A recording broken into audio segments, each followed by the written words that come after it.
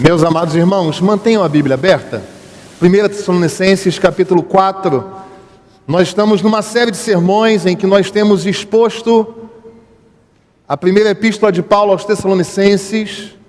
E o título da série é Vigilância, o Rei está voltando. E nós temos tratado a cada domingo desta epístola, que é a mais antiga epístola do apóstolo Paulo, e hoje nós vamos dar continuidade olhando para o capítulo 4, do verso 1 até o verso 8. E a guisa de introdução eu quero trazer ao seu coração um texto de Carlos Drummond de Andrade, um texto de Drummond, e ele se chama A Ilha Sonhada. É um lindo texto, é um texto grande, mas eu vou ler apenas um fragmento do texto. E Drummond diz assim: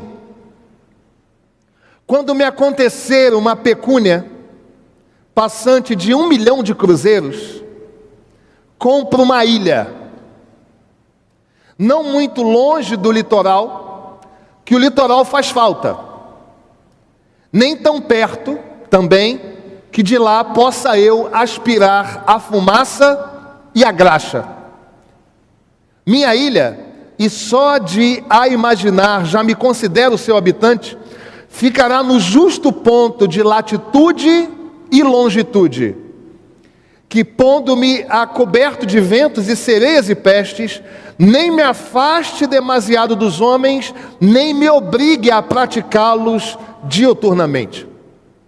Porque esta é a ciência, e direi a arte do bem viver, uma fuga relativa e uma não muito estouvada confraternização. E mais uma vez, se você não gosta de literatura, você pode dizer: pastor, eu não gostei, não entendi coisa alguma, mas você pode afirmar comigo que é bonito, irmão. Você pode até dizer assim: pastor, não entendi. Como assim? Que história é essa de ilha? Você pode até dizer que não entendeu, mas que é bonito é. Este é um texto de Drummond publicado no ano do meu nascimento, 1975. Em uma obra linda que trata a respeito de reflexões, a respeito desses passeios mentais. E neste texto de Drummond ele fala da tal ilha sonhada. E a ilha sonhada não vai ser muito perto do litoral, porque se estiver muito perto do litoral, ela vai sofrer com a poluição do litoral, com a graxa do litoral, com a fumaça do litoral, mas também não vai ficar tão longe a ponto de perder o contato com todos aqueles que vivem no litoral. Lendo este texto, isso me fez pensar que esta pode ser uma perspectiva a respeito daquilo que é o cerne do texto que nós lemos nesta manhã. E o cerne do texto que nós lemos nesta manhã, não sei se você consegue discernir, é qual temática? Quando você leu capítulo 4 da primeira epístola aos Tessalonicenses, do verso 1 ao verso 8, ele tem um centro, ele tem um cerne. Qual é esse cerne? Começa com san, termina com tificação. Excelente, você acertou. Santificação, este é o cerne. E é interessante como algumas pessoas, por vezes, distorcem este conceito. E entendem que estar separado, hagios, santo, santificado pelo Senhor, é estar banido do convívio, estar banido do contato, estar banido do continente. E outros, por sua vez, negociam e falam: não, eu preciso fazer as mesmas coisas que o século presente faz. Eu preciso professar as mesmas ideias deste tempo. E veja, nenhuma atitude, nem a outra atitude revelam a santidade e a santificação que o Senhor requer de nós na sua palavra. Por isso me vem à mente o texto A Ilha Sonhada. Porque ele sonha a ilha, e a ilha vai estar no lugar de latitude e de longitude perfeito. Nem misturado e influenciado pelo continente, e nem apartado do continente. Me parece ser esta a proposta, este o desafio da palavra do Senhor para nós com relação à nossa santificação. E é interessante que nós pensemos um pouco a esse respeito. Como nós sabemos, lá em Atos 17, O apóstolo Paulo tem a sua estada em Tessalônica em um tempo muito curto. Mas a despeito de ser um tempo curto, esta a oportunidade da plantação de uma igreja viva e que se mantém uma comunidade constante na fé. E então, a partir destas palavras do apóstolo Paulo, aquela igreja então começa a aspirar pela volta do Senhor, que é a nossa aspiração.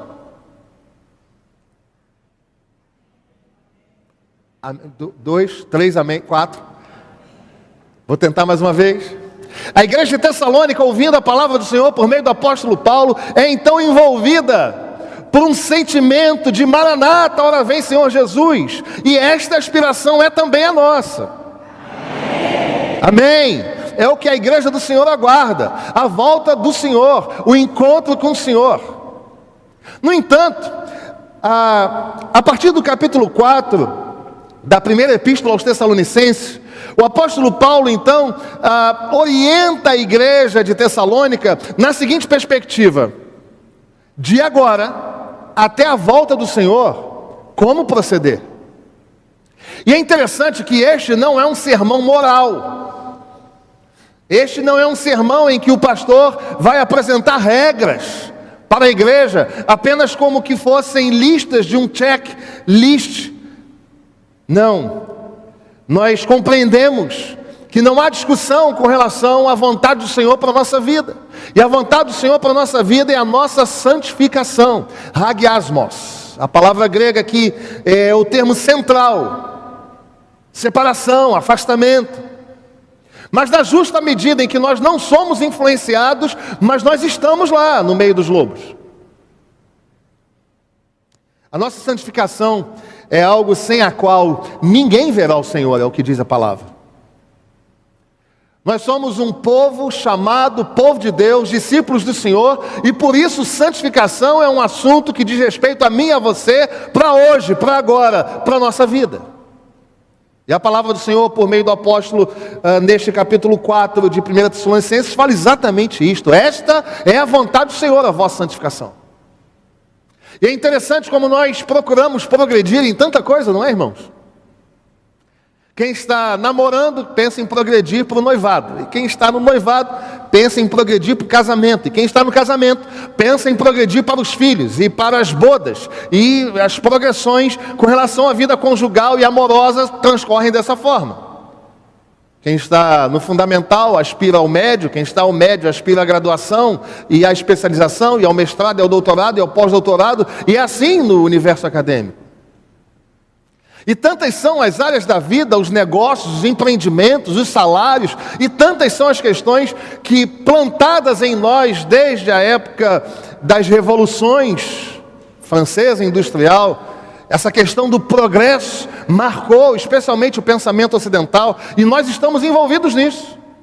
Mas quando o assunto é santificação, é quase que como uma caixa de Pandora. Não vamos tocar nisto, somos todos santificados em Jesus e está tudo certo. Mas há sim uma necessidade de a igreja do Senhor se manter fiel ao Senhor e em processo crescente de santificação. Por isso, eu quero compartilhar com você nesta manhã, nesta breve reflexão, a respeito de uma exortação à Igreja Presbiteriana do Rio de Janeiro e a todos quantos nos visitam e são servos do Senhor Jesus, e a todos quantos estão conosco nesta transmissão, que há uma exortação da palavra de Deus para mim e para você, e a exortação é: busquemos a santificação. Este é o desafio para mim e para você. Nós precisamos buscar a nossa santificação. E a pergunta é: para quê, pastor? Para nós aparentarmos sermos santos? Para que nós tenhamos um discurso? Para que nós possamos colocar uma gola desta aí do Senhor? É para nós apresentarmos ao outro aquilo que está longe de ser casado no coração? Quais são as necessidades e as finalidades da santificação? É sobre isso que eu quero pensar com você nessa manhã. Busquemos a santificação. Em primeiro lugar, nós buscamos a santificação para agradar a Deus. O verso 1 diz claramente: finalmente, irmãos, nós vos rogamos e exortamos no Senhor Jesus que, como de nós recebestes, quanto à maneira por que deveis viver e agradar a Deus. Irmão, deixa eu dizer uma coisa para você. Todos nós vivemos para agradar alguém. Inevitavelmente nós vivemos para agradar.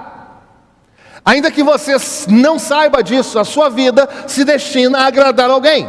Muitas pessoas vivem para agradar a si mesmas. Não aqui na catedral, em outros lugares. As pessoas vivem para agradar a si mesmas, para agradar a sua própria alma, para agradar os seus próprios desejos. São idólatras de si mesmos. Expressam aspectos de santidade, no entanto, no trono da sua vida estão o seu próprio eu. Oram como ninguém, falam palavras bonitas, mas no trono da sua vida não está o Senhor, está Ele mesmo. O que se quer é reconhecimento. Na verdade, são egocêntricos, com aparência de santos. E nós buscamos a santidade para agradar ao Senhor, irmãos. Não é para fazer presença diante dos outros, não é para externar santidade da boca para fora. E nesse sentido, existe um livro de James Smith chamado Você é aquilo que você adora. Bom livro para você ler. Você é aquilo que você adora. E neste livro está escrito o seguinte: Jesus não se encontra com Mateus, com João, ou mesmo com você ou comigo e pergunta: o que você sabe? Ele nem mesmo pergunta em que você crê. Ele pergunta o que você quer. É a pergunta mais incisiva e penetrante que Jesus pode nos fazer, porque precisamente nós somos o que queremos. Ou seja, irmãos, nós buscamos santidade para agradar a Deus e não para agradar às nossas vontades, aos nossos anseios, aos nossos desejos. O nosso querer, irmãos, reverbera aquilo que está mais central no nosso coração. Os nossos desejos estão no centro das nossas afeições.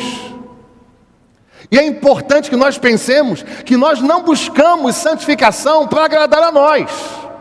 Nós não buscamos santificação para agradar a igreja. Nós não buscamos santificação para dar conta de uma fama de evangélico que nós tenhamos. Nós buscamos a santificação porque a santificação é o centro do nosso coração. E está no nosso coração o desejo de agradar aquele que nos amou antes da fundação do mundo.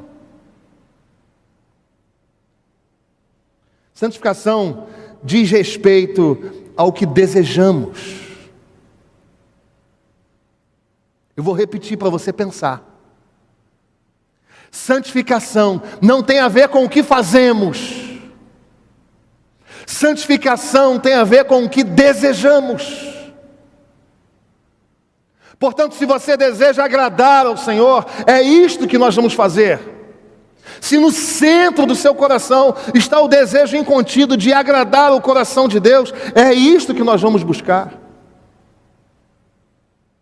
Santificação é querer o que Deus quer, é desejar o que Deus deseja, é ansiar pelo que anseia. E tudo isso para agradar ao Senhor.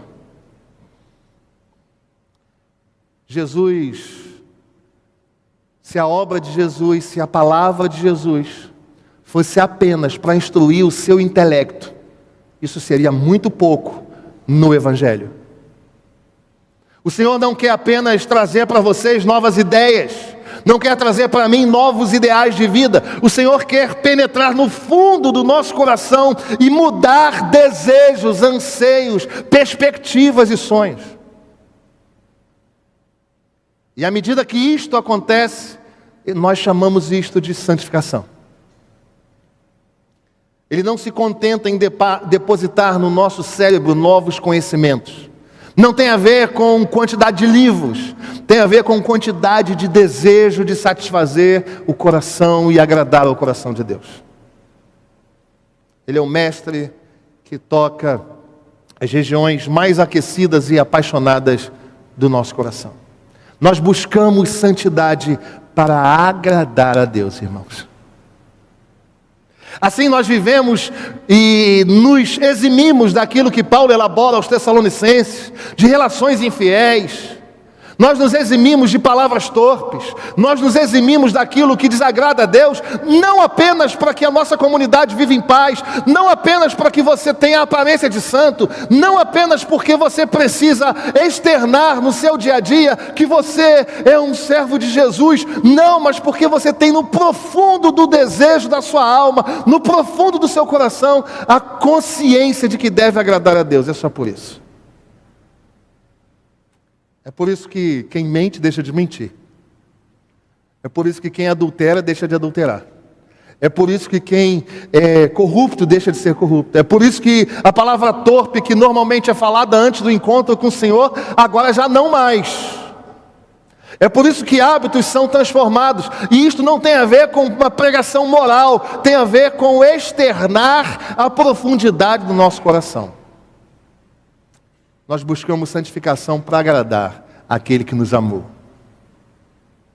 Mas em segundo lugar, nós buscamos santificação para obedecer. Em primeiro lugar, nós buscamos santificação para agradar a Deus.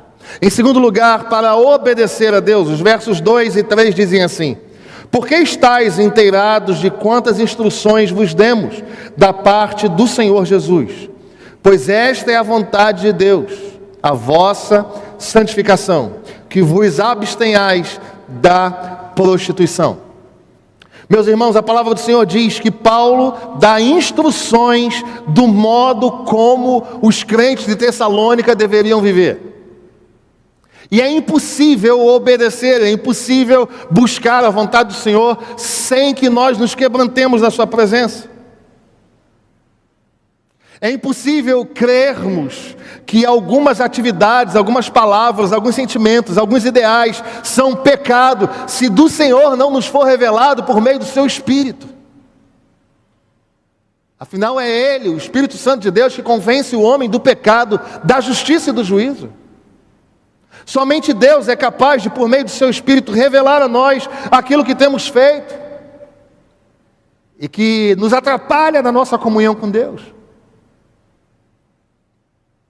Meus irmãos, nós precisamos compreender que obedecer a Deus vai além de cumprir os ritos. Porque isto os fariseus também faziam. Obedecer a Deus é mais do que fazer aquilo que nos é dito. Obedecer é ter, além da atitude, a correta postura do coração. E se o apóstolo Paulo, por meio do Espírito Santo de Deus, dá aos crentes de Tessalônica lições, instruções, é porque havia e há da parte de Deus, na nossa direção, a intenção de que nós tenhamos não apenas um código de regras, mas que nós tenhamos um coração que deseja agradá-lo e um coração que está casado com aquilo que fazemos. O nome disso é coerência. Efésios capítulo 6, no verso 6, a palavra de Deus vai dizer: não servindo à vista, como para agradar aos homens, mas como servos de Cristo, fazendo a vontade de Deus de coração. Percebam, irmãos, obedecer não tem a ver com o que fazemos tão somente, tem a ver com a disposição da nossa alma. Sim, nós cremos que a depravação total diz respeito ao pecado que tocou o homem em todas as suas manifestações e ações e pensamentos. A depravação total, o pecado tocou a gente como um todo. E então as nossas intenções ficaram impuras, os nossos pensamentos ficaram impuros, os nossos desejos ficaram impuros, as nossas ações ficaram impuras, os nossos pensamentos ficaram impuros. O pecado tocou tudo, irmão. E à medida que a santificação operada em nós, por meio do Espírito do Senhor, vai progredindo, nós não apenas deixamos de fazer, nós passamos a crer que este é o melhor lugar para nós estarmos.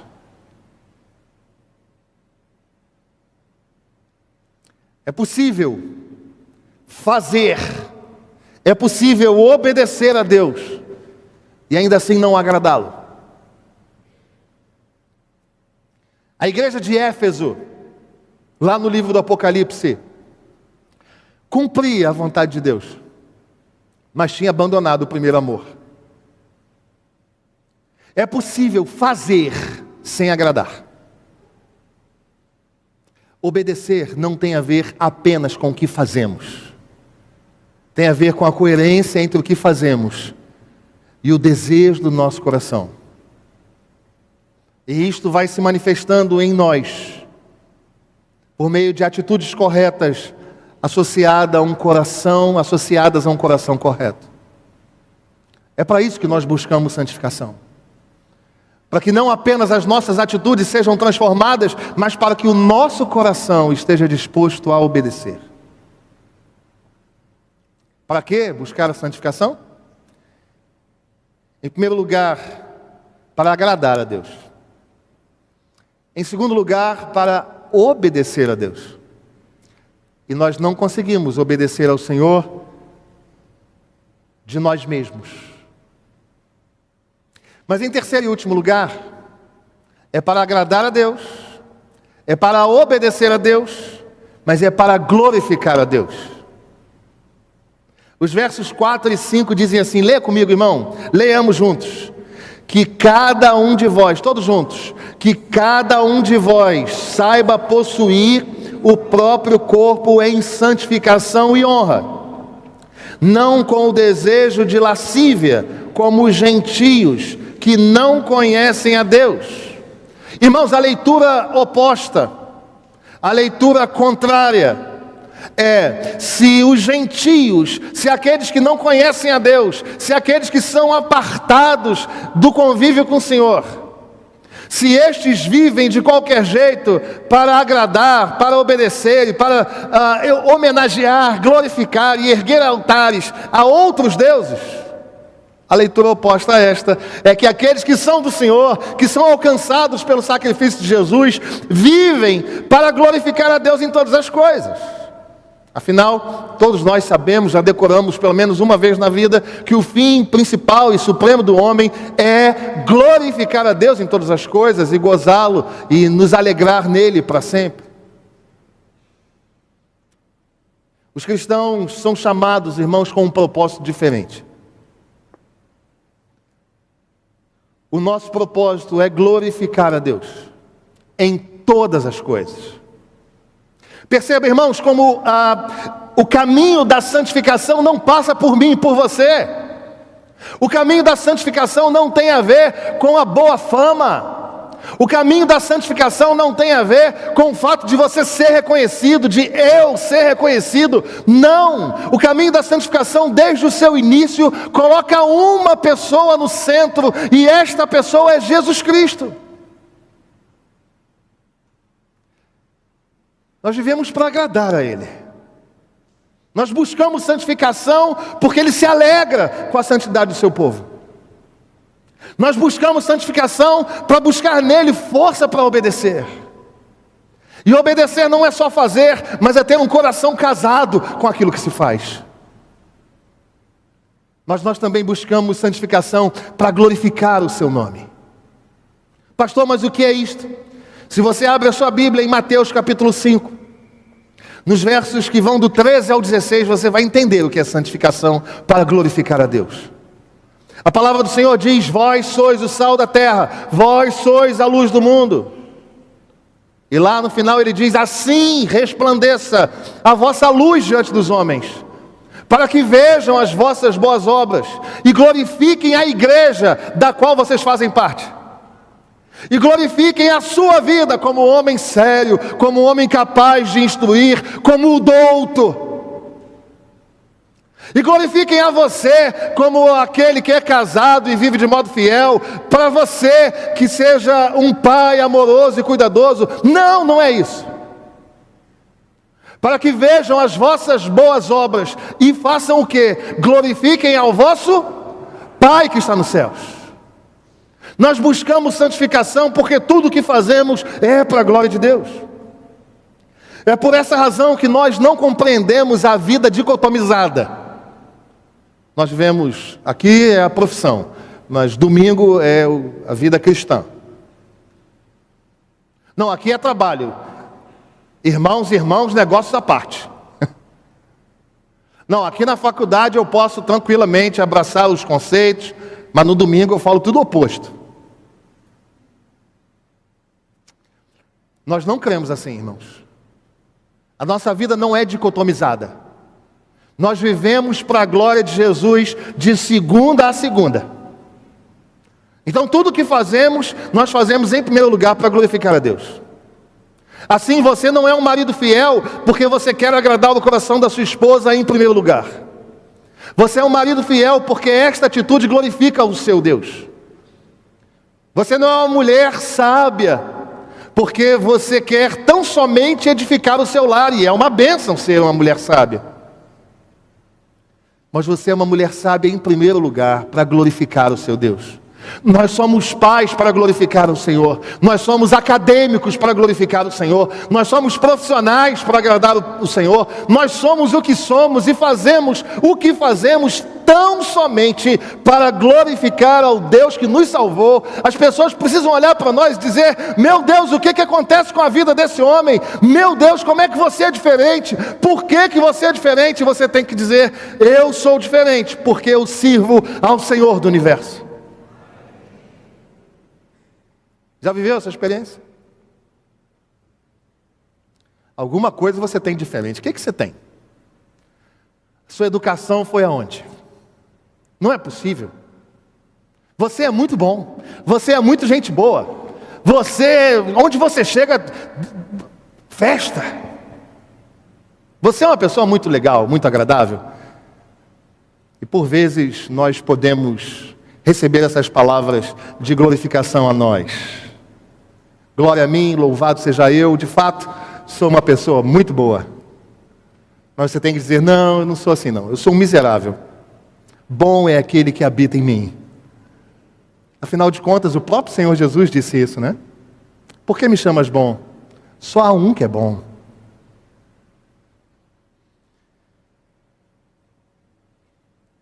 É assim que eu entendo santificação.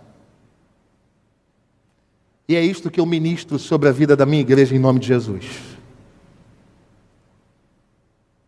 Que você seja como a ilha sonhada de Drummond. Que esteja no lugar correto. No lugar existencial correto. Não misturado, absorvendo conceitos pecaminosos, materialistas, progressistas, cientificistas, ateus. Mas que você esteja perto, a ponto de influenciar. E que você esteja santo, mantenha-se santo, santificado e em santificação. E devidamente também apartado disso. O lugar correto entre a proximidade e o afastamento. É este o lugar da santificação. É o lugar que te mantém pregando o Evangelho, vivendo os conceitos do reino, vivendo a palavra de Deus. E isto, não porque você quer comprar uma briga. A briga não é entre direita e esquerda, irmãos. Deixa eu surpreender seu coração aqui. Você está assim: pai, sério, pastor? Nunca foi, irmão. Nunca foi entre direita e esquerda. A direita e a esquerda são manifestações do pensamento humano, também corrompidos pelo pecado. A luta é entre aqueles que são do Senhor e os que não são do Senhor. O Senhor nos plantou nesse mundo aqui para valorizar os conceitos do Evangelho, que precede a qualquer filosofia humana. O Senhor nos plantou aqui para sermos santos. E ser santos é viver para agradar a Deus. É viver para obedecer a Deus. E é viver para glorificar a Deus. Que o Senhor me plante e que o Senhor te plante neste lugar em que você está próximo, sem se corromper, e que você não está afastado a ponto de não influenciar. Que Deus faça assim na minha vida e na sua vida, para a glória do Senhor. Catedral Presbiteriana do Rio de Janeiro. Busque a santificação até que o Senhor volte.